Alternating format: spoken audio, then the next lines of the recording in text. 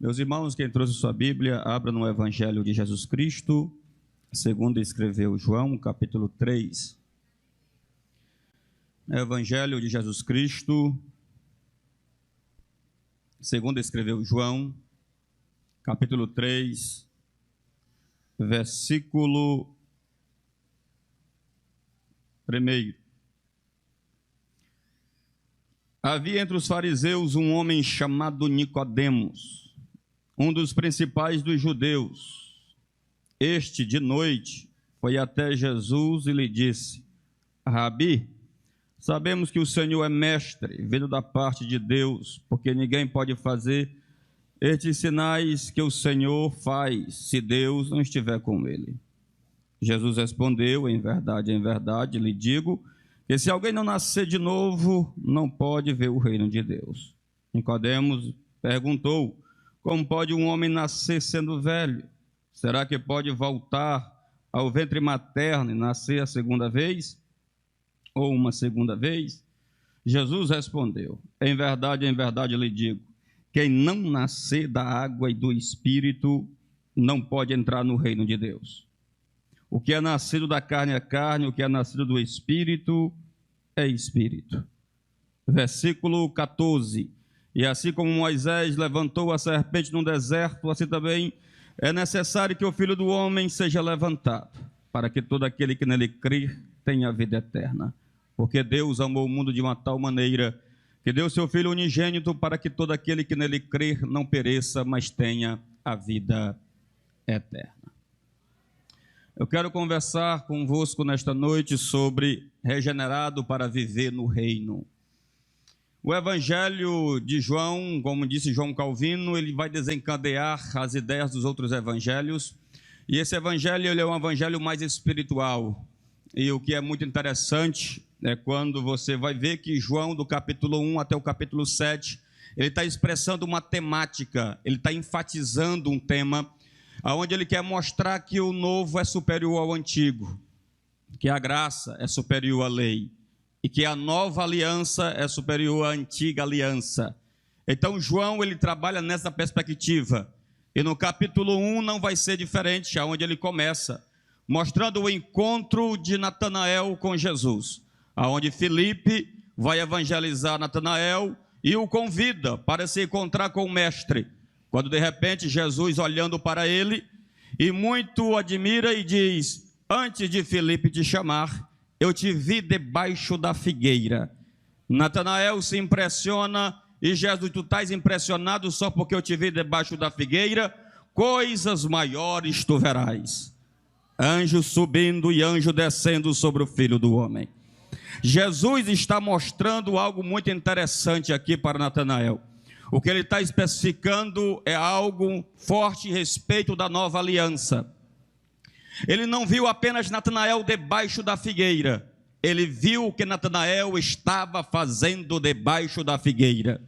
Ele não viu exatamente o que ele estava lendo, as Escrituras, a Torá.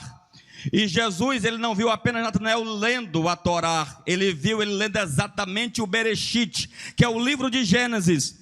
Ele não viu ele lendo apenas o livro de Gênesis, mas contextualizando, porque não tinha nem capítulo nem versículo naquela época, mas contextualizando, Jesus viu ele lendo o capítulo e o versículo onde ele estava meditando. E ele estava lendo exatamente aquela passagem que Jacó estava fugindo do seu irmão Esaú. Ele está no deserto, ele coloca uma pedra sobre sua cabeça, ele tem uma revelação do céu e ele vê uma escada que liga do céu à terra, e em cima dessa escada tinha anjo subindo e anjo descendo sobre a escada. Jesus estava dizendo para Natanael da seguinte maneira: tu és um religioso, judeu, cumpridor da lei, mas eu quero trazer um recado para você. Não é a lei que vai te salvar, não é a tua tradição judaica que vai te libertar. Eu sou a escada que leva o homem à presença eterna de Deus. Tu verás anjo subindo e anjo descendo sobre o Filho do Homem. No capítulo 2 não é diferente.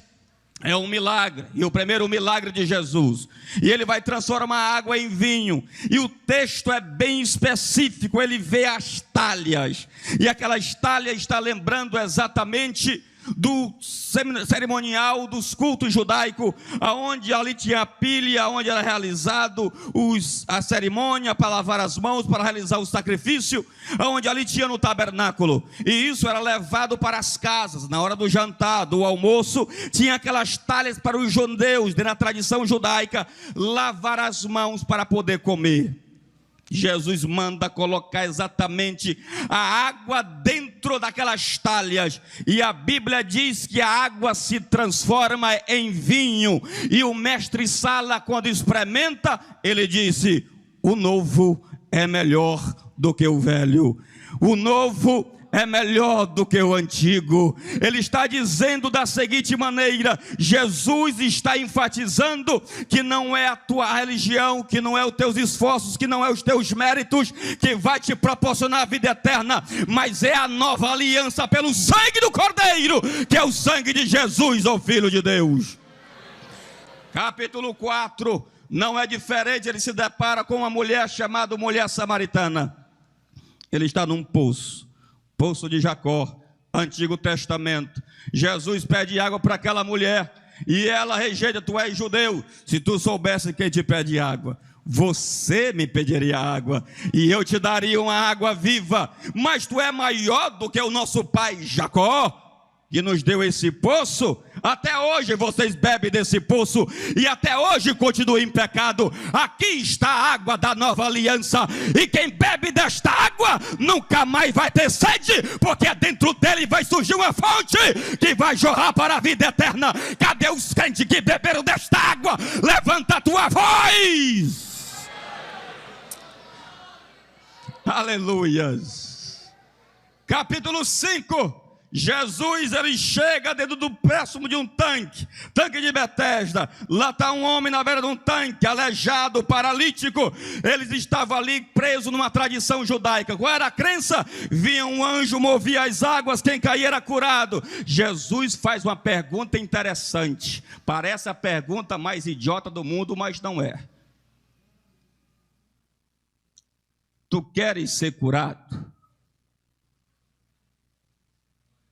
Tu queres ser curado? Parece uma pergunta besta, mas não é. Com essa pergunta, Jesus estava dizendo para aquele homem: tira tua fé do tanque, tira tua fé do anjo, tira tua fé da tradição judaica, tira tua fé das lendas e coloca a fé no Filho do Homem. Pega tua maca, levanta e vai para casa. Quantos crentes tinha aqui que era aleijado, era paralítico, e acreditava em Santo Antônio, acreditava em Maria, mas chegou Jesus na tua casa e mandou você se levantar pela graça. Capítulo 6, a mesma ideia. O povo comeu o pão e o maná no deserto. Chegaram para Jesus e perguntaram: tu é maior do que Moisés, que nos sustentou no deserto? Sou maior do que Moisés. Eu sou maior do que Moisés.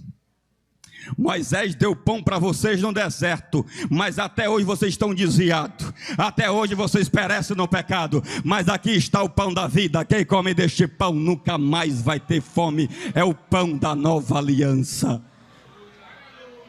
Quando você chega no capítulo 3, é a mesma ideia. É um fariseu que está num sinédrio chamado Nicodemos. Sinédrio é o Supremo Tribunal, é um órgão legislador, onde ele fazia parte das 71 cadeiras, e uma delas era de Moisés. Estava ali como simbolizando e lembrando de Moisés. Ali era este homem, um doutor e mestre da lei, Nicodemos. E Jesus, ao se deparar com ele, ele mostra algo muito interessante. O texto enfatiza que ele se encontrou com Jesus à noite. Dentro da teologia do Evangelho de João, não está falando de outra coisa a não ser de trevas e luz, luz e trevas. Ele está mostrando esse contraste, aonde Natanael, melhor dizendo, Nicodemos, se encontra com Jesus pela parte da noite. E quando você lê no capítulo 3 e versículo 19, você vai ver Jesus falando que ele é a luz que proporciona ao homem a vida eterna. Ele está mostrando para Nicodemos: pastor, e o que é luz? Nicodemos é um representante de nós. Quando antigamente estávamos no pecado, nós vivíamos nas trevas. Pastor, e o que é luz? Luz é entendimento, luz é conhecimento, luz é caráter, luz é vida. Ou seja, para que você saia das trevas, você teve que nascer de novo. E o que é luz? Luz é caráter, luz é vida, luz é testemunho. E o que é que caracteriza um homem regenerado? É quando ele compra, ele paga. É quando ele não fica olhando para a mulher dos outros. É quando ele não ama a pornografia. Ele está na política, mas ele não é envolvido com corrupção. Por quê? Porque ele nasceu de novo e está no reino de Deus. Nascer de novo é uma mudança de caráter radical, de vida, de compromisso. E Jesus vai mostrar algo importante aqui. E o que é que ele vai dizer? Pastor, como é que se dará aí o novo nascimento? Como é que isso acontece? Aí ele diz: em verdade vos digo,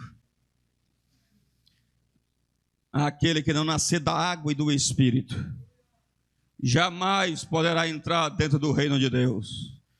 George Whitefield, um dos grandes pregadores do século XVIII, esse era o tema da mensagem dele, que ele pregava na Inglaterra e na Nova Inglaterra, que era os Estados Unidos. Ele atravessava o Atlântico e esse era o tema: nascer de novo, nascer de novo e nascer de novo. E por que nascer de novo? Porque tem pastor nessa igreja brasileira que ele assume o trabalho, dirige o trabalho, mas nunca nasceu de novo. Tem cantor que faz o céu descer, mas nunca nasceu de novo. Tem crente que canta no vocal, mas nunca nasceu de novo. Tem crente que canta até bonito e prega bonito, mas nunca nasceu de novo. E o que é nascer de novo? É nascer da água e do Espírito.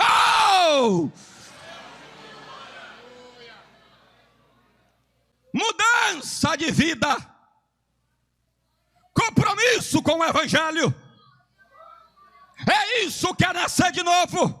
Ah, pastor, eu tenho dupla personalidade. Eu falo com uma pessoa hoje, amanhã eu não falo. Para de mentir, rapaz, tu nunca nasceu de novo. Porque quem nasce de novo, ele é humilde e ele sabe amar o próximo. Mudança de vida, compromisso com o Evangelho.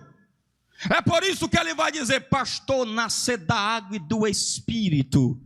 Eu preciso da sua atenção agora, e bastante atenção. Se você piscar os olhos, ouvir o teu irmão do lado, olhar para o celular, você não vai entender a profundidade do texto que Jesus está dizendo aqui para nós. Preste bastante atenção o que é nascer da água e nascer do Espírito. Meus queridos, as Escrituras mostram exatamente: em verdade vos digo, aquele que não nascer da água e do Espírito. Observem, em verdade. O texto é grego, mas a mentalidade é judaica. Há uma repetição. Jesus está dizendo: parem e prestem atenção, porque eu vou falar algo muito importante para você, Nicodemos. Algo muito relevante para a tua vida espiritual. Quer entrar no reino? Quer ver o céu de glória? Quer contemplar o eterno no trono? Você precisa nascer da água e do Espírito. Da água e do Espírito. Pastor, o que é nascer da água? Aqui está a briga entre os teólogos. Significa exatamente isso. Primeiro, o que não significa nascer da água? Não é nascer da lei. Porque nascer da lei não encaixa. Porque o Novo Testamento diz que a letra mata e o Espírito vivifica. Então a lei não te faz nascer de novo, ela te mata. Ela é pedra, ela aponta os teus pecados e ela mostra a tua condenação. Agora, o que significa? Não significa batismo nas águas. porque a gramática não nos proporciona isso e nem um contexto teológico do Evangelho de João. Também não significa nascer da palavra. E o que é que significa nascer da água e do Espírito? Observe o texto: da água e do Espírito. Da é uma preposição, do é outra preposição, que vai distinguir dois substantivos, água e Espírito, que está mostrando que vão fazer algo diferente. A água faz uma coisa, o Espírito faz outra. Só que o texto grego não é assim. O texto grego está assim: ex hidatas pneumatos. Ou seja, observe que o texto em português é regido por duas preposições, água e Espírito. No texto grego não, uma preposição está regendo os dois substantivos. O que isso significa? Jesus está dizendo que a água é o Espírito e o Espírito é a água. Ele está mostrando exatamente, citando Ezequiel, capítulo de número 36. Então aspergirei água pura sobre vocês, um espírito novo, e vocês ficarão purificados. Eu vos purificarei de todas as suas impurezas e de todos os seus ídolos. Eu lhes darei um coração novo, tirarei o coração de pedra e porarei um coração de carne. Eu vou colocar o meu espírito em vocês e vocês terão prazer em obedecer a minha palavra. Qual é a função do espírito? Ele, como água, ele te limpou, ele te lavou, ele te purificou. Tu eras sujo, tu és imundo, tu estava no pecado, na lama. A graça te alcançou, ele te purificou, ele te limpou. E ele, como pessoa, ele aplicou o caráter de Deus na tua vida, para que você reflita a glória de Deus na terra. É isso que é nascer do Espírito, nascer do alto. É isso que é nascer de novo, irmão. Quando uma pessoa nasce do Espírito, ele tem prazer de obedecer à lei. Ele arranca a pedra velha do teu coração. Uma pedra velha, um coração morto, ele coloca um coração de carne. O que é isso? Para te dar prazer. Prazer em quê? De você servir a Deus com alegria. Olha o velho João na sua epístola, ele diz no capítulo 5, versículo 3, olha as palavras: quem nasceu de Deus, os mandamentos não são pesados. Quando tu vê um crente dizendo, é difícil ser crente, é difícil adorar, é difícil, nunca nasceu de novo. Por quê? Porque quem nasce de novo, ele é inflamado pelo Espírito. Ele tem prazer de adorar, ele tem prazer de cantar, ele tem prazer de ler a Bíblia, ele tem prazer de servir a Deus. Os mandamentos, você lembra daquele carroceiro? É difícil ser crente, é muito difícil, não entendeu o que é o nascer de novo. Porque quem nasce de novo, o pastor Josias me lembra, porque o fardo de Jesus não é pesado, ele é suave, ele é leve, crente. Você tem prazer de adorar a ele, você tem prazer de madrugar, não dobrar o joelho, não tem esforço. Não parte de você, não é você. Você não está aqui, não é pela tua força, é porque o Espírito te inflama. E você precisa ir para o templo central na segunda-feira para ouvir a palavra, sair edificado e glorificar o meu nome. Ai, torei badarabas. Levanta a tua mão para os céus. Cadê aqueles crentes lavados e purificados pelo sangue de Jesus? A cruz te deu o direito do novo nascimento, crente. Então você tem direito do céu de glória, tem direito de falar línguas estranhas, tem direito de ser curado e tem direito da vida eterna. Cadê os crentes que vêm adorar, bem dizer o Cordeiro de Deus? Sinta o toque de Deus, sinta o renovo de Deus, sinta a alegria do céu.